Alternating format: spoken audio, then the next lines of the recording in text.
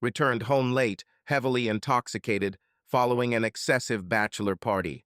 Upon ringing the bell, chaos ensued. This incident, unbelievable as it may seem, marked a significant turning point in my life. Greetings, Redditors. I am Lane 77, a divorced man without children. Age is irrelevant to this story. In one reckless night, not only did I shatter my marriage, but also damaged my family and social life beyond repair. It was that particular evening when everything began spiraling out of control. My car, seemingly vanished without a trace, was nowhere to be found where I had parked it. Alarmed, I made calls to inquire about the fate of my vehicle post-party.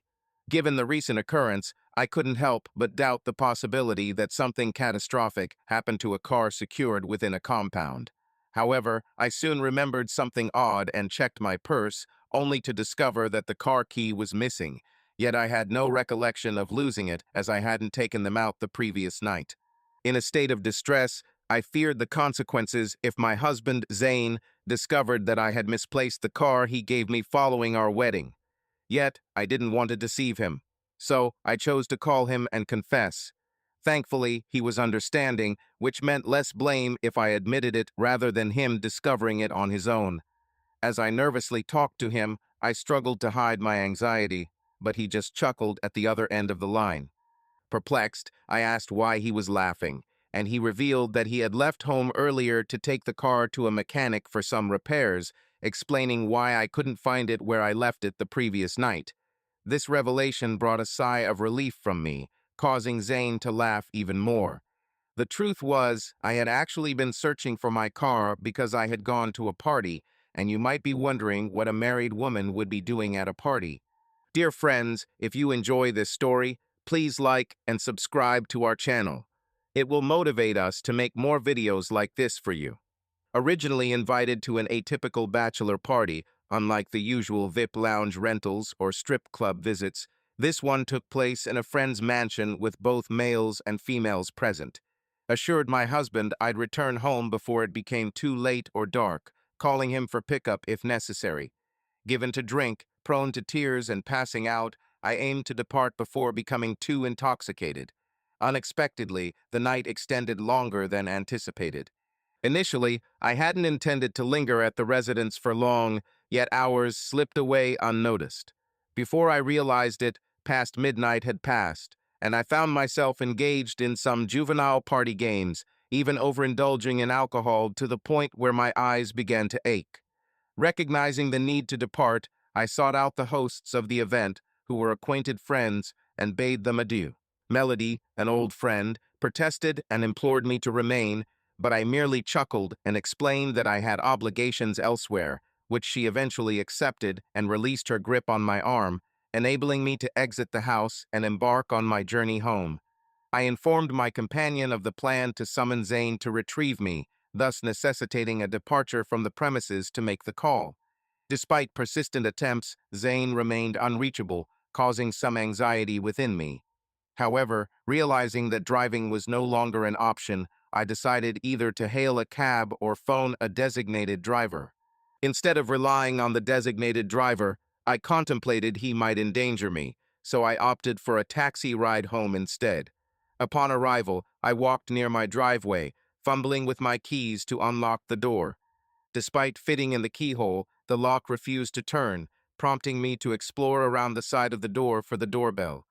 After ringing it repeatedly, believing it was amusing to push the button due to my intoxicated state, a visibly irritated and indescribably emotional man appeared to open the door. I attempted to sober up quickly, though my condition made for an odd spectacle. Drunk and trying to maintain balance in the heels I wore upon leaving home. Seeing my husband's face, I straightened myself as much as possible. He merely raised an eyebrow and folded his arms across his chest before leaning against the doorway to scrutinize me further.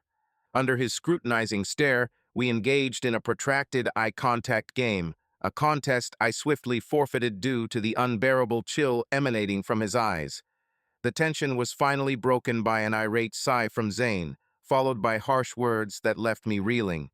Zane commanded me to return to where I had originated, causing my eyes to widen and my head to shake rapidly in confusion.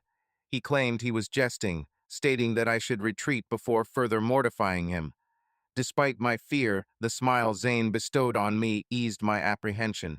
He even offered his arm for support as he guided me into the house to prevent a potential fall, assisting me up each stair and maintaining my balance until we reached our room.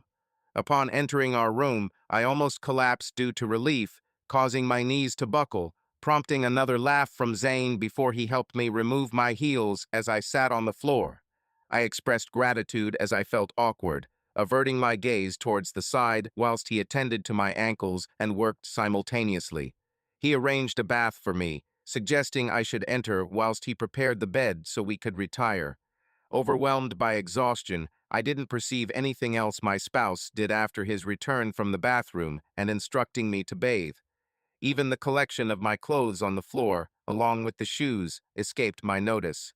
All I recall is my head meeting soft pillows before drifting into a dreamless slumber. I awoke rather late the next morning, but chose not to worry about it since it was Saturday, and I could easily decide to sleep in further. Yet, I knew I couldn't and rose swiftly, grappling with a migraine-like hangover that threatened to fracture my skull. I grappled to extricate myself from bed and swallowed water mixed with aspirin that Zane undoubtedly left on the nightstand for me. After completing my morning rituals in the bathroom, I departed the house. I had to retrieve my vehicle from where I'd parked it at my friend's house. Upon waking, my husband was nowhere to be found, only a brief note on the kitchen counter with sandwiches resting on a plate.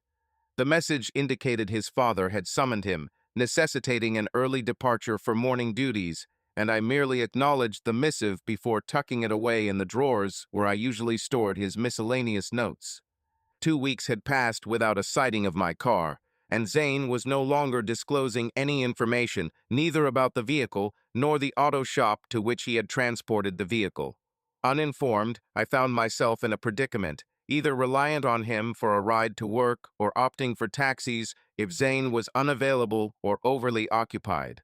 I'd been inquiring about my car from Zane, seeking an update on its return, but his responses were vague, often mentioning later contacting mechanics or calling the shop for information regarding the vehicle and its servicing.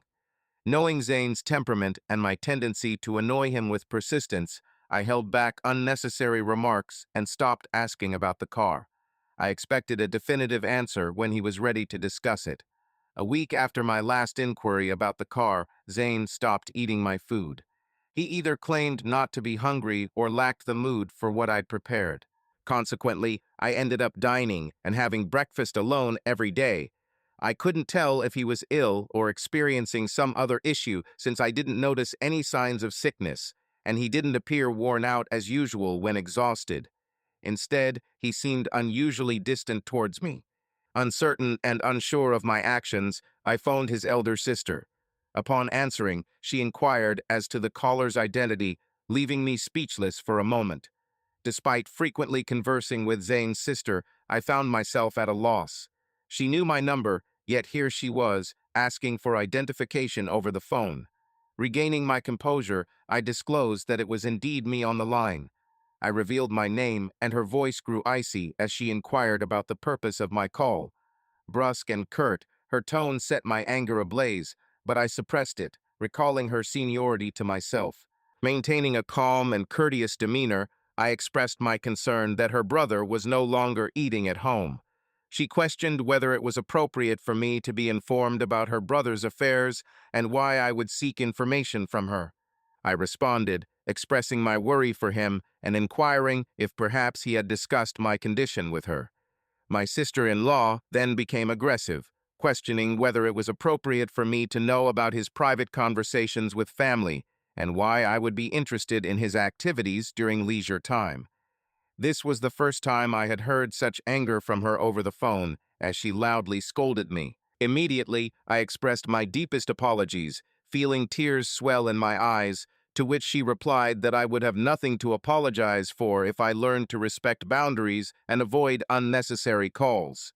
She hinted that I should not call her again about trivial matters and promptly ended the call, slamming the phone down forcefully as she hung up, leaving the line silent. The situation continued in this manner. Zane hardly found time for me any longer, and instead of occasionally skipping our dinner dates, he began flatly refusing my culinary offerings, claiming they didn't suit his taste at the moment. The dishwasher overflowed with an unusual number of pots and pans within a day, and the refrigerator was filled with more leftovers, each in labeled plastic containers, some marked Zane, and I was explicitly warned not to touch them. We shared a bed, but the intimacy we once felt was gone. It seemed as if an impassable chasm had grown between us, with neither of us making any effort to bridge it. Zane appeared content in this state, even fostering it.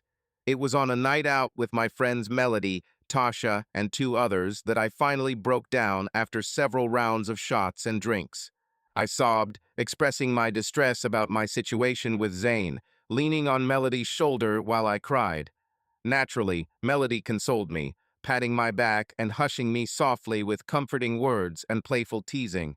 My other friends echoed her efforts to comfort me, but from the corner of my eye, I spotted Tasha roll hers in annoyance. This was followed by a disapproving click of her tongue, and she asked if I was so immature as to cry over such a trivial matter as a man ignoring me. Glancing at her, I angrily replied that the man involved was actually my lawfully married husband. Tasha scoffed again in anger.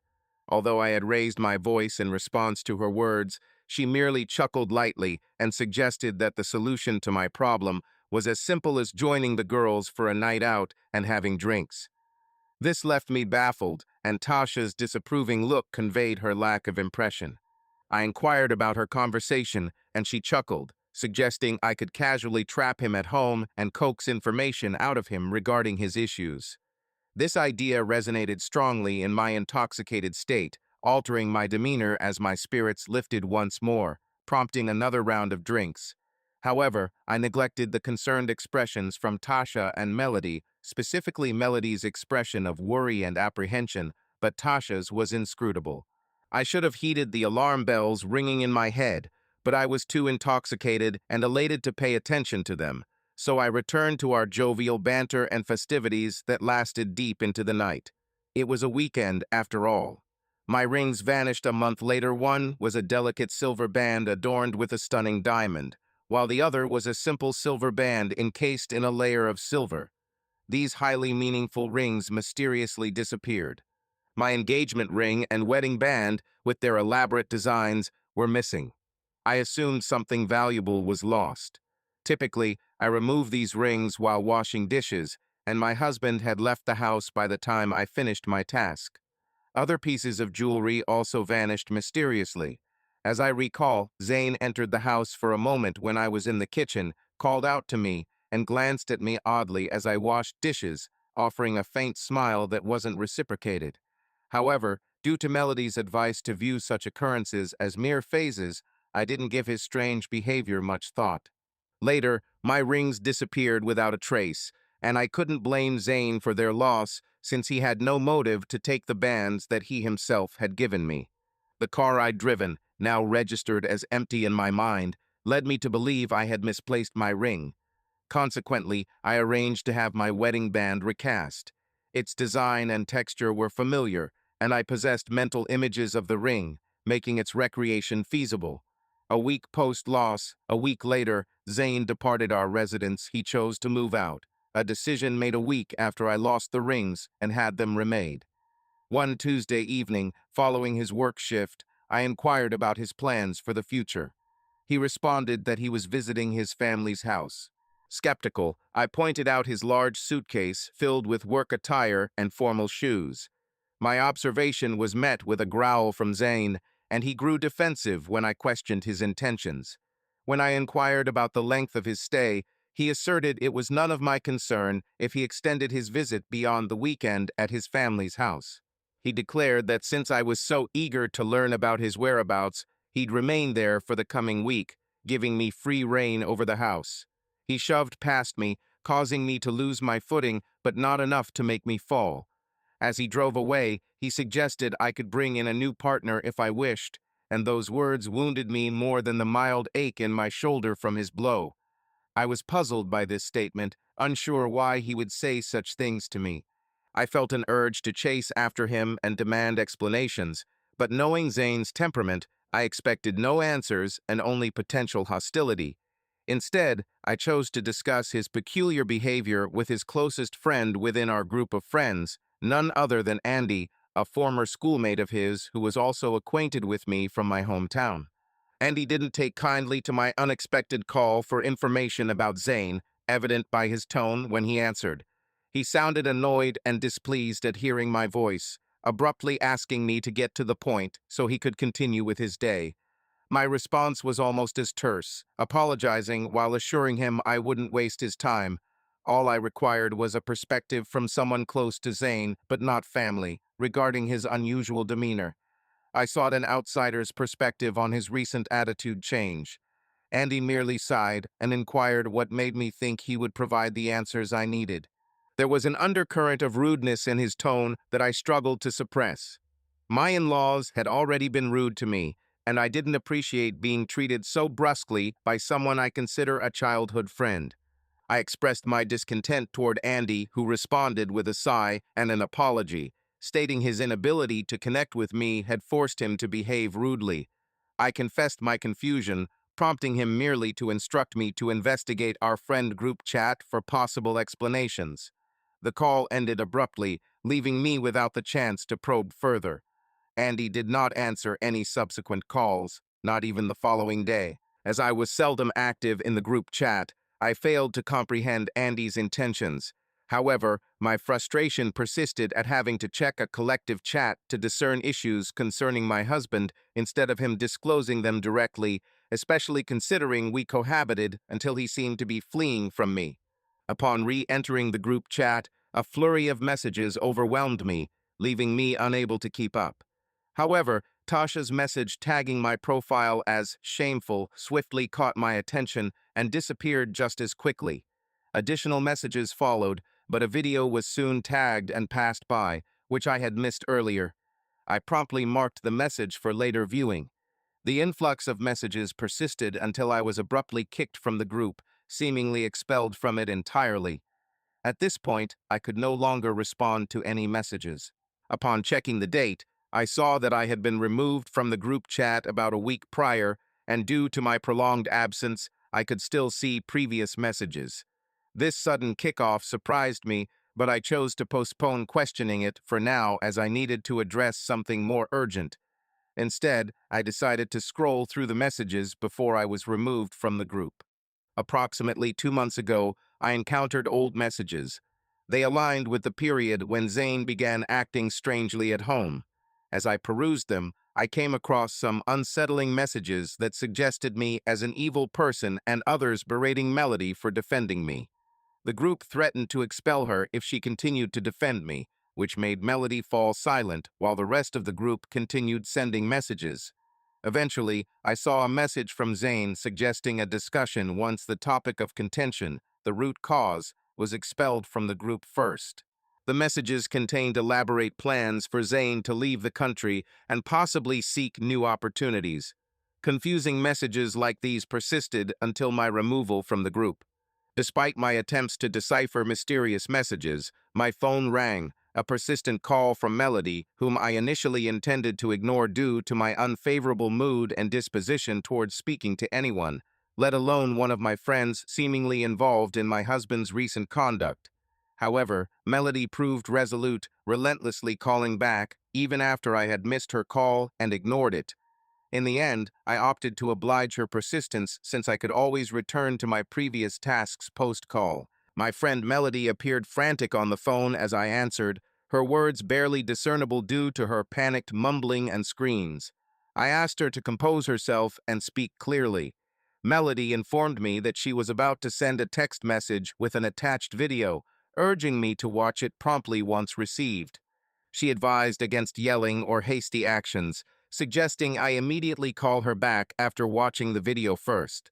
I complied, hanging up for reading and viewing. The camera swayed slightly as it readjusted its position. Familiar figures appeared, then the camera spun rapidly to focus on a group of people in a circle, loudly chanting and laughing, while holding glasses of champagne, vodka, and beer bottles.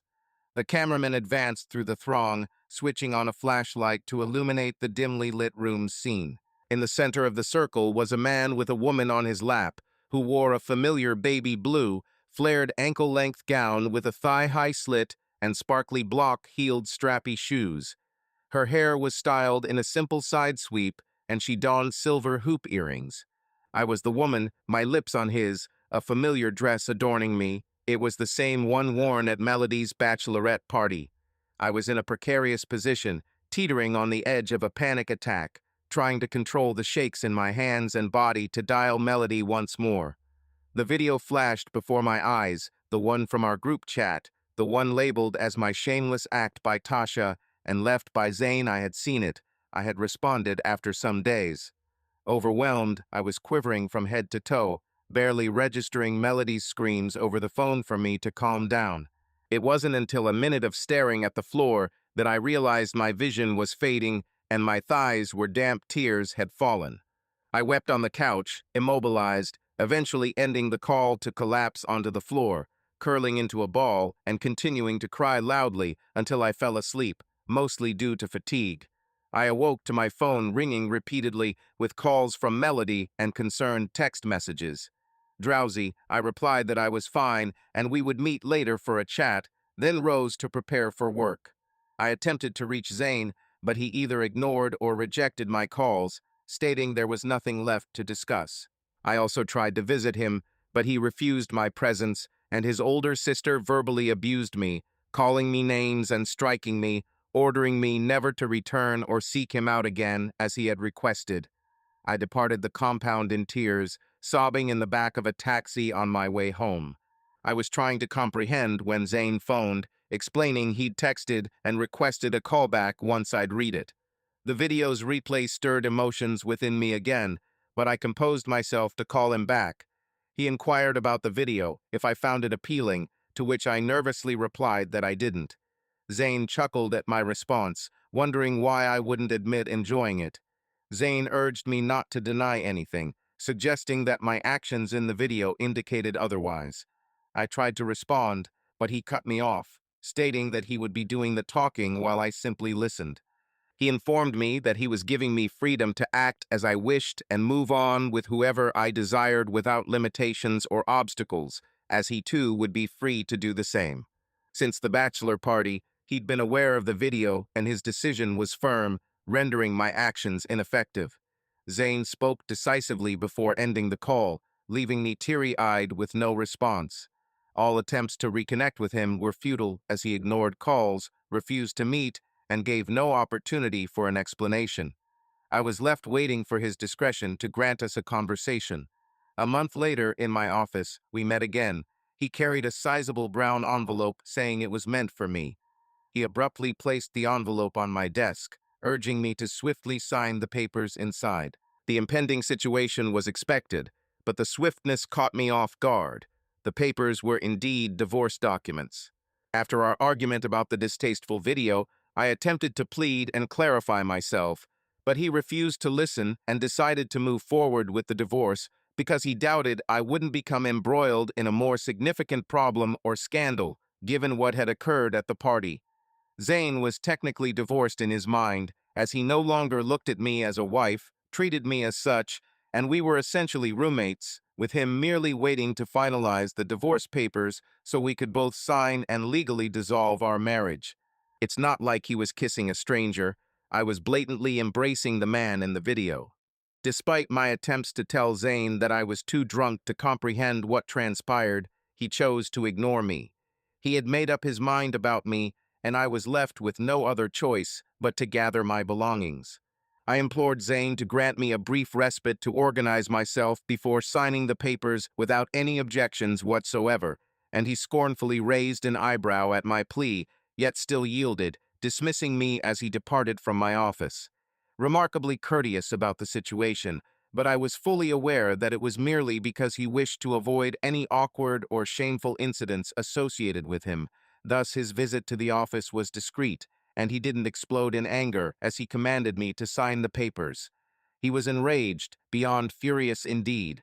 As I departed my office, headed home, or so I thought, it lacked the usual comfort since Zane was temporarily residing at his sister's place.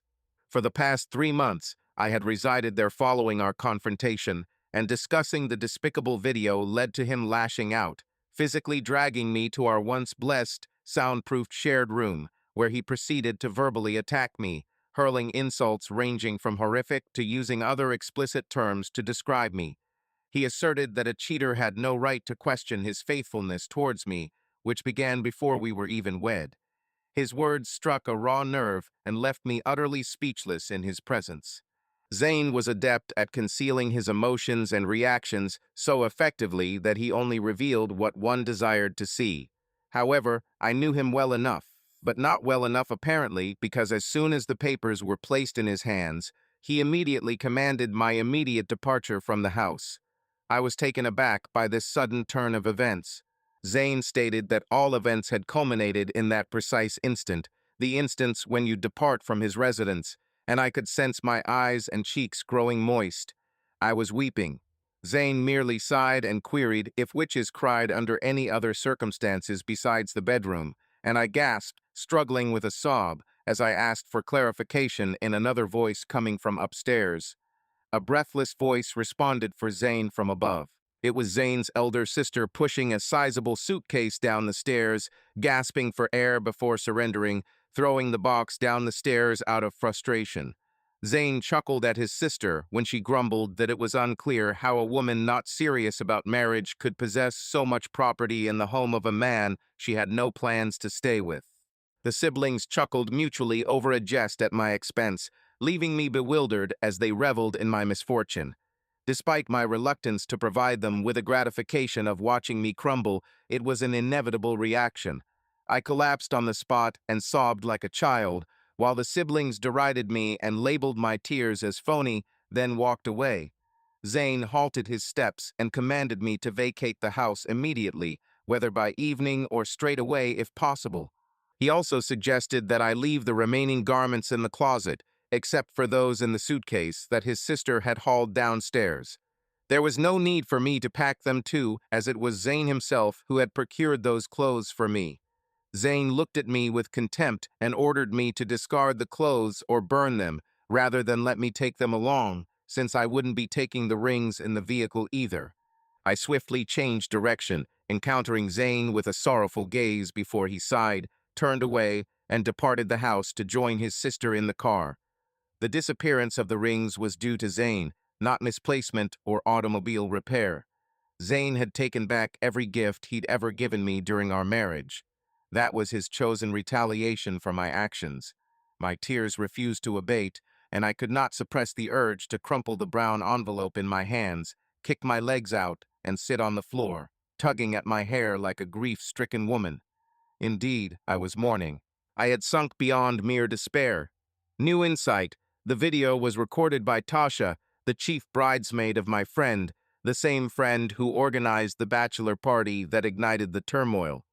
Tasha, as the chief bridesmaid, was responsible for the footage, making her the guilty party, given the camera angle in the recording. For a considerable time, Tasha harbored interest in Zayn, and the party seemed like an opportune moment to disrupt Zayn and my relationship. Her intention was to sabotage my marriage, portraying me as an unfaithful woman while projecting herself as an immaculate angel. My friend Melody disclosed that it was indeed Tasha who proposed the inebriated game of truth or dare, and she was the one I trusted implicitly, even accepting numerous shots from her until I was far beyond sober. Melody had informed me that she and her husband had left earlier, which could have prevented Tasha's actions if they hadn't. Regrettably, Tasha was the one who anonymously sent the video to my spouse, and since she held a professional position alongside Zayn, she continued to make advances towards him after the video transmission. Tasha admitted to Melody that she was responsible for everything, expressing remorsefully that Zayn was aware of her affection and yet rejected her even after our divorce. In a direct conversation with me, Tasha stated that in another context, she would have arranged for men to sleep with her and record it, making it appear as an affair, consequently causing my husband to do more than just divorce me. Astonished by the revelation from someone I considered a friend, I found myself reassessing my friendship-making approach. Though I was relieved to discover I had been set up, It didn't alter the fact that I was culpable not just in Zane's eyes, but also my own. My intoxication could not absolve me of kissing another man and allowing him to grope me at a gathering filled with acquaintances, despite the general carefree atmosphere. As a married woman, this transgression was unacceptable, even if I did enjoy the kiss. Zane refused to entertain my explanation and declared that his decision was final, asserting he didn't desire a reckless woman as his wife under any circumstances. Realizing I cannot reverse what has happened, I grieve the loss of the man I loved due to my poor judgment in consuming alcohol excessively. Let this serve as a cautionary tale about trust and companionship. Be mindful who you call your friends. Despite my self-blame, it's still my fault.